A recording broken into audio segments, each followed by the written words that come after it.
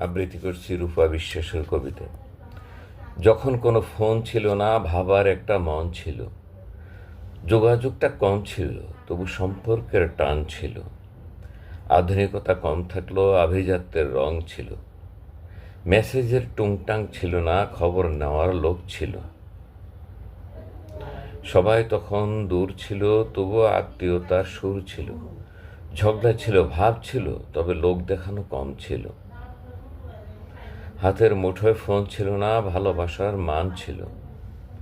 জানাজানিটা কম ছিল, গোপন অভিমান ছিল। জানার পরিধি কম ছিল, তবে জানার চেষ্টার জোর ছিল। কাজের অবসর ছিল, ভেবে দেখার ফাঁক ছিল। কথায় কথায় ঘর ভাঙ্গা নয়, ধৈর্য সহ্যের বাঁধ ছিল। লেখাপড়া গান ছিল, সঙ্গে খেলার মাঠ ছিল। হাতের মুঠোয় ফোন ছিল না, তবুও মানুষ বাঁচছিল।